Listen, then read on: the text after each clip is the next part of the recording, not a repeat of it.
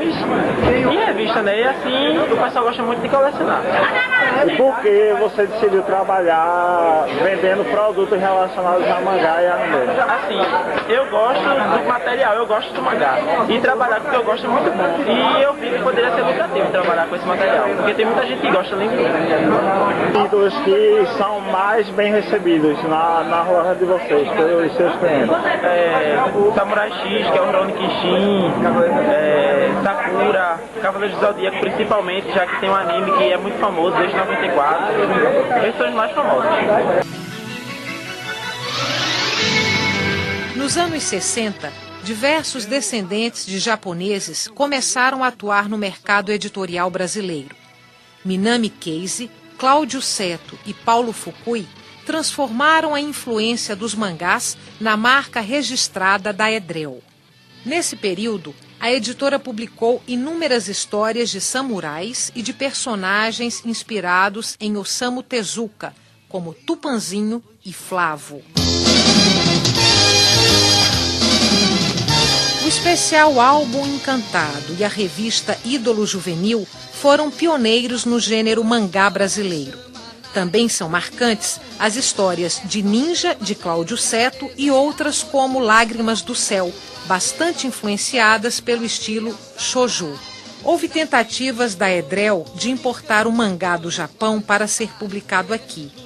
Keisi mantinha contato com a artista Tida Tetsuya e entrou num acordo para lançar várias de suas histórias no Brasil. Como a inversão dos mangás sempre foi um tabu entre japoneses e ocidentais, a solução seria redesenhar tudo para encaixar os desenhos no modo de leitura ocidental. Mas com a saída de Minami Keisi da Edrel, os planos não foram adiante.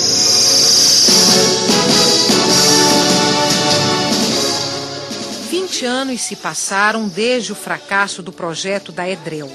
Durante esse período, só foram encontrados mangás em japonês trazidos pelos imigrantes japoneses. Essa situação só mudaria no final dos anos 80. Em 1988, a editora Celibra publica o mangá O Lobo Solitário.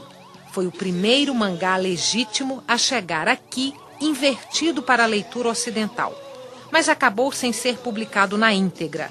Depois, a editora Sampa adquiriu os direitos da série, chegando também longe do final da história. Com a consolidação do mangá, começam a surgir as grandes editoras. A primeira foi a Shueisha, que no final da década de 60 lança a Shonen Jump, que se tornaria fenômeno de 25 milhões de exemplares vendidos por semana. A Shonen Jump é uma publicação do tipo shonen, revistas voltadas para o público masculino jovem, e tem, em média, 800 páginas. O shonen mangá aborda a temática do samurai invencível, do esportista e do aventureiro, enfocando as condutas japonesas típicas de autodisciplina, perseverança, profissionalismo e competição. 手塚先生のアトムとか、ロボット漫画があって、僕も自分なりのオリジナリティのあるロボットを作りたいなと考えてまして、それで違うコンセプトのロボットを作れないかと常々考えてはいたんですけど、それがある日パッと車を見てるうちに思いつきまして、車のように運転するロボットというのがあり得るんじゃないだろうかというふうに考えて作ったんです。で、さっとすぐ頭の中に浮かんだイメージをスケッチでラフスケッチしたら。Em 1962, é criada a editora Kodansha. Nessa época, é lançada a Afternoon, revista mensal comédia de 1.200 páginas por edição. Ela é do tipo shoujo, sendo voltada para o público feminino jovem. O shoujo mangá explora o sonho e a fantasia dentro de um clima de romantismo. Os assuntos abordam o amor impossível, as separações dramáticas e a morte como solução viável para os problemas. Há também histórias com temas polêmicos voltados para os adultos, como, por exemplo, a questão do consumo de drogas. Além disso, temos o hentai, com desenhos eróticos, e o yaoi, direcionado para o público gay. はじめまして。原作者の渡瀬優です。日本のファンの方もそうなんですけれども、私の作品お好きで応援してくださってるっていうのも本当にストレートに感謝してますし、とても嬉しいです。それで私は日本人なので日本の感覚でずっと書いてきてるところもあったんですけれども、こちらの皆さんの存在を知ってからや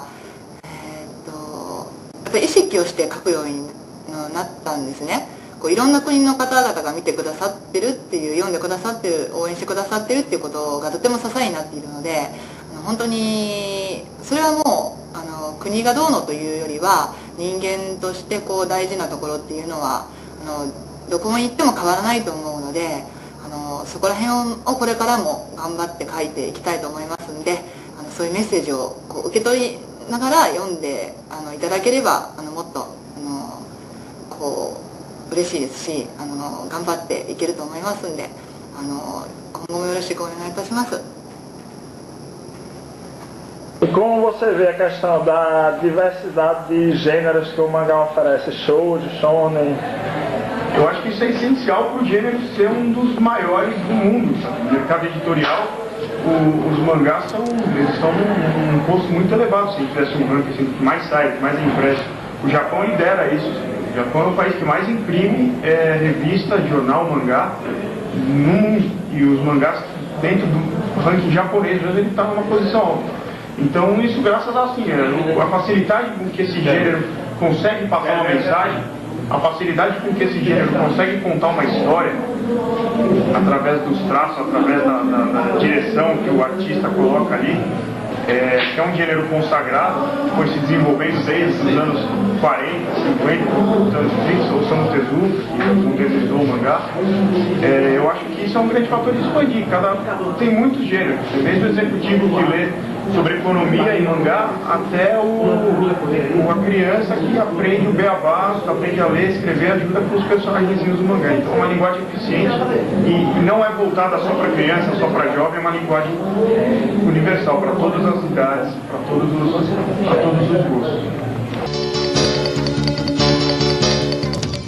Na década de 90 surge Akira, de Kazuhiro Otomo, pela editora Globo. Esse mangá obteve grande repercussão junto aos brasileiros, sendo responsável pelo pequeno estouro dos mangás. A febre foi acompanhada pela editora Abril, que possuía na época o monopólio dos títulos da Marvel, DC e Disney. Em 93, a Abril lança Mai, a Garota Sensitiva. Esse mangá de Katsuya Kudo e Ryoichi Kegami é até hoje uma das histórias mais fracassadas já publicadas aqui no Brasil. Assim, o público tem que se renovar. E as pessoas novas, você pode procurar, faça uma pesquisa e tudo. Agora tem a maioria do público de HQ é um pessoal bem mais velho. É um pessoal que comprava quando era garoto e tudo. E o mangá, junto com o anime que passa na TV, está criando interesse dessa geração nova.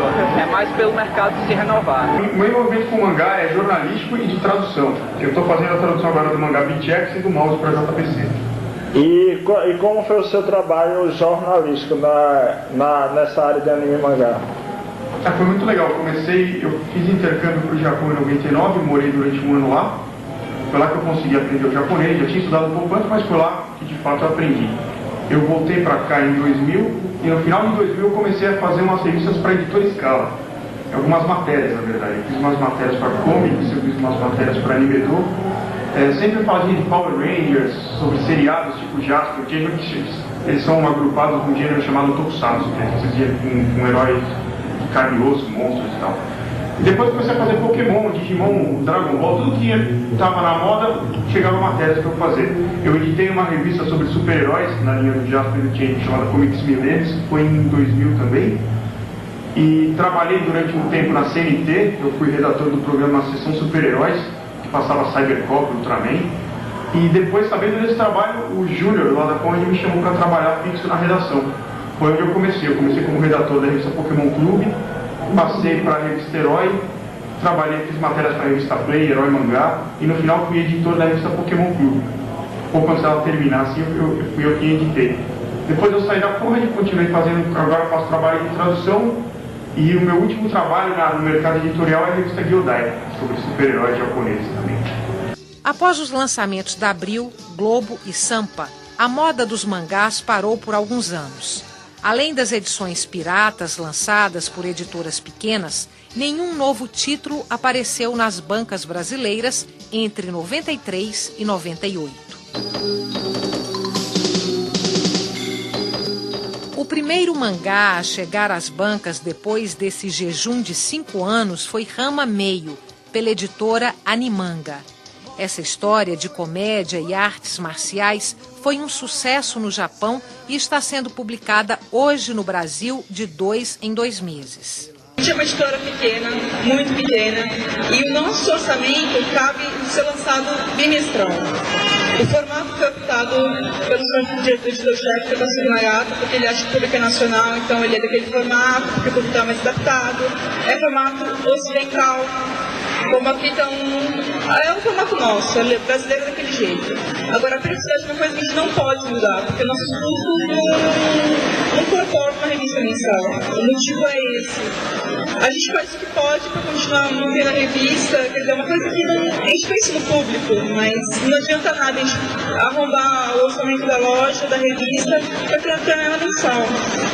Uma questão de capacidade também. Novembro de 2000 foi um mês marcante na história do mangá no Brasil. Foi quando a editora Conrad trouxe às bancas Dragon Ball e Seito Seiya, os 2 primeiros de vários mangás que continuam sendo publicados por várias editoras. Mas o diferencial em relação a qualquer mangá lançado antes é o sentido invertido de leitura igual às edições originais. Aqui no Brasil, como tem muito fã de mangá, a gente não queria alterar a obra. Eles já estão acostumados, eles vão em livrarias japonesas aqui e compram os originais. Só que é em japonês. Então a gente quis assim, o mais fiel possível. A intenção é essa. Que seja mangá o mais fiel possível, mangá do jeito que o mangá é. No início de 2001, foi a vez da editora JBC lançar a própria linha de mangás. Rurouni Kenshin, Card Captor, Sakura, Rei Art e Video Gewai aumentaram as opções dos leitores. Isso ajudou os mangás a se estabelecerem como o gênero de quadrinhos mais lidos no Brasil.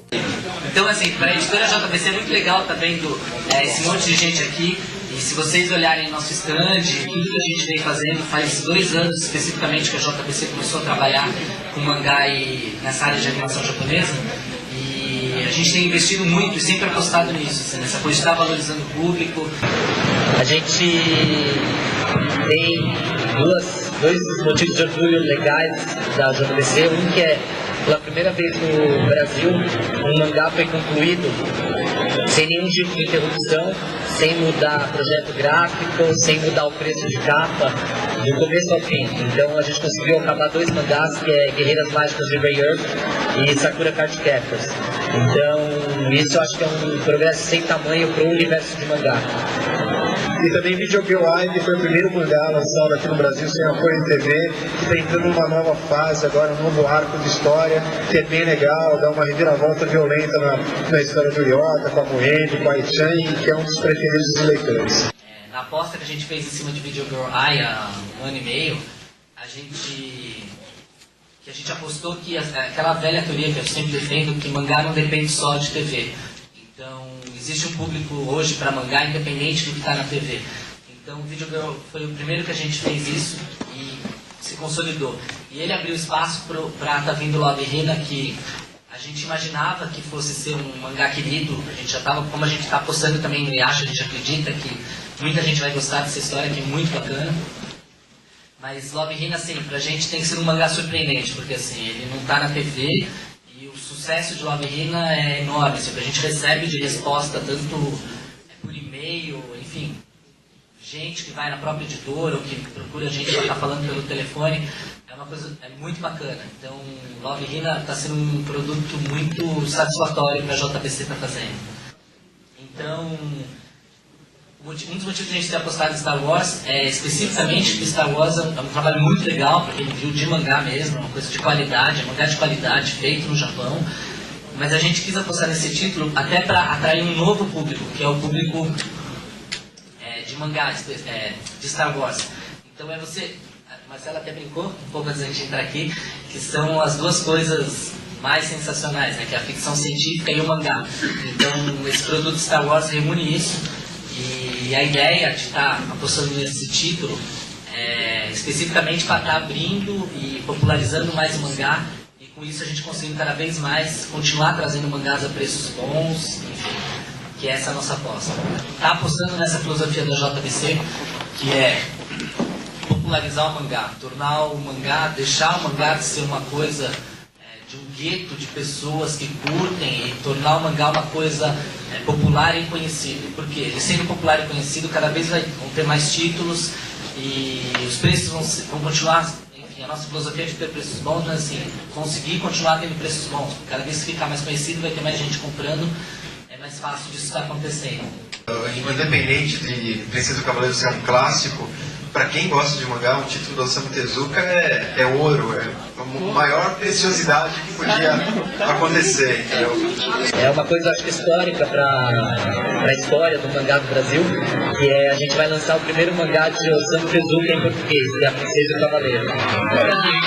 É o primeiro mangá que a gente não está postando nos pedidos dos leitores, e é uma coisa que a gente queria fazer pela história do mangá e pela importância do mangá. Então, pela primeira vez vai ter no Brasil um mangá do Osamu Tezuka traduzido, a gente fechou, tá assinado, tá tudo certo, e a gente vai lançar o mangá dele então mais famoso no Brasil, que é a Princesa do Cavaleiro. A análise que eu faço é a seguinte: os mangás, justamente esse conjunto de estilos, esse jeito de contar a história dos mangás, acabaram dando um soco na cara do jeito já desgastado de comunicação que os cómics têm, né? O mangá, ele tem final, né? O fato da história ter um começo, um meio e um final dá ao leitor a sentir, pô, eu posso começar e o negócio vai acabar, eu posso acompanhar a história que ela vai chegar a algum lugar. Enquanto os cómics, você vê personagens que estão há 30, 40 anos, aí você não vê uma perspectiva, apesar de ter sagas, de ter mini histórias, arcos definidos, você não vê uma perspectiva um conjunto, tudo acaba, tudo tem um final. O mangá oferece isso é um fator. E fora o estilo gráfico, o jeito que as histórias são contadas, os protagonistas geralmente eles vivem situações que você vive, é tudo muito plausível. A linguagem no geral que o mangá oferece, eu acho que acabou tirando um pouco o espaço dos cómics em proveito dos mangás. É porque, na sua opinião, os mangás vendem tanto no Brasil? Porque até então aqui só existia as conhecidas HQs, né, os quadrinhos americanos.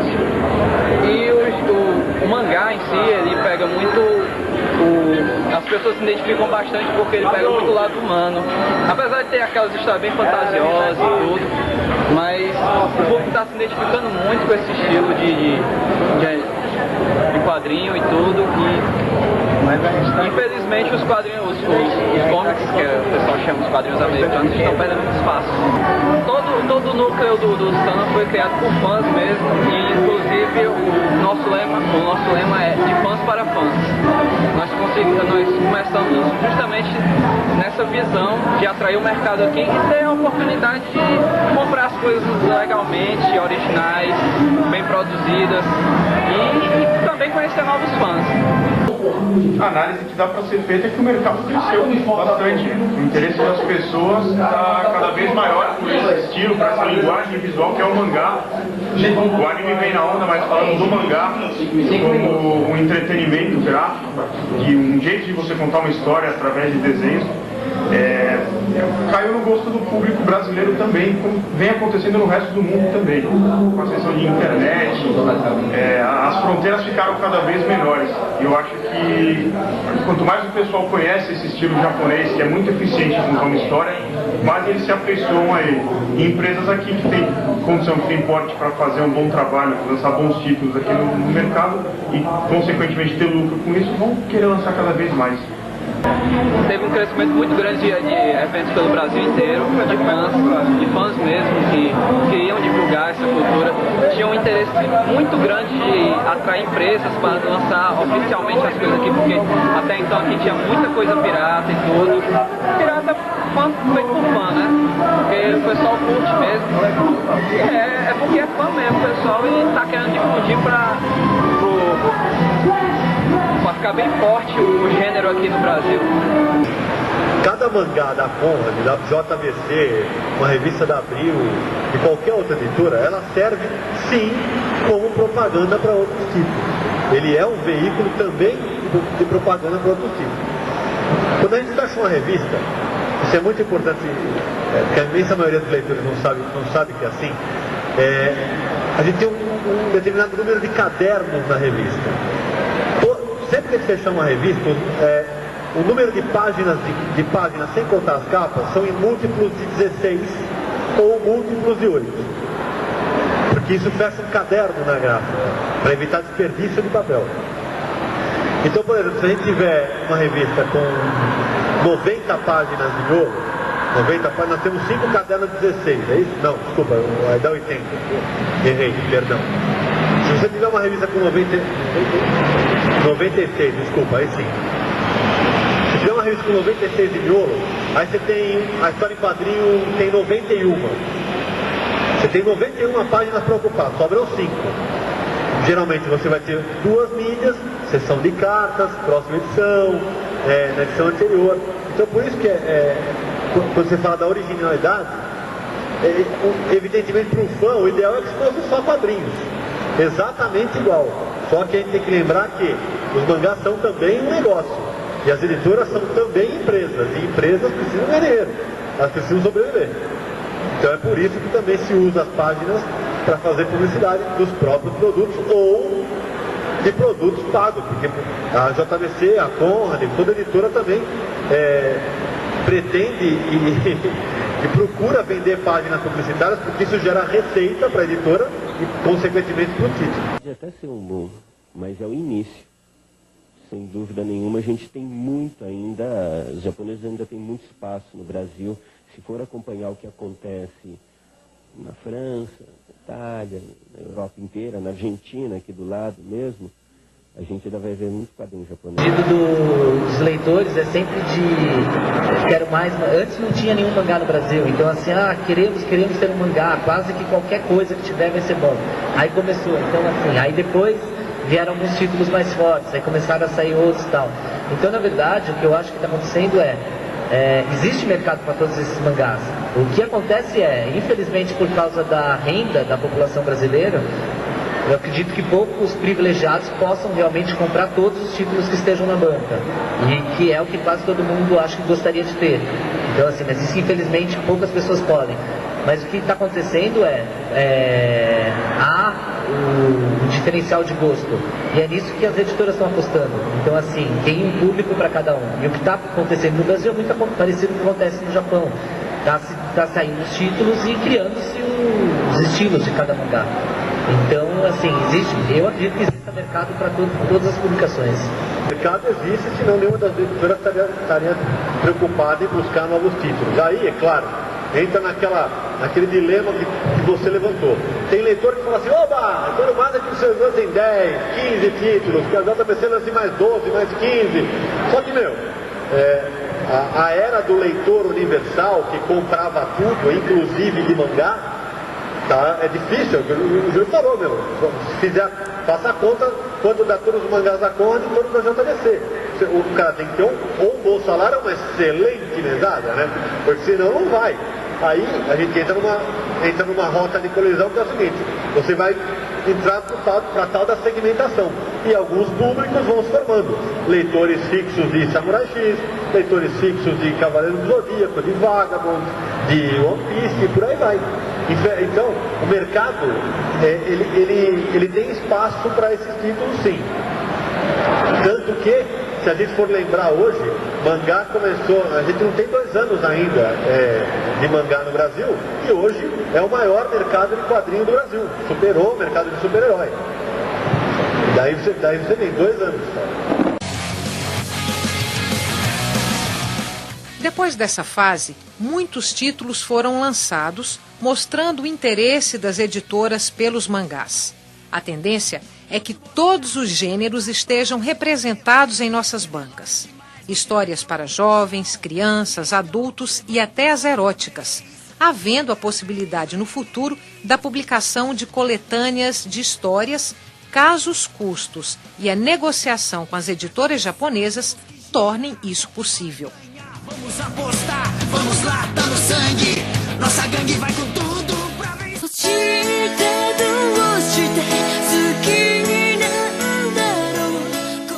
Com o crescente interesse dos otakus brasileiros pelo anime, os fanzines, no estilo mangá, começam a surgir no Brasil aos montes, como Holy Avenger, feito por Erika Wano, e Combo Rangers, por Fábio e Abu, além de Daniel HDR, pelo fanzine de Digimon publicado no Japão.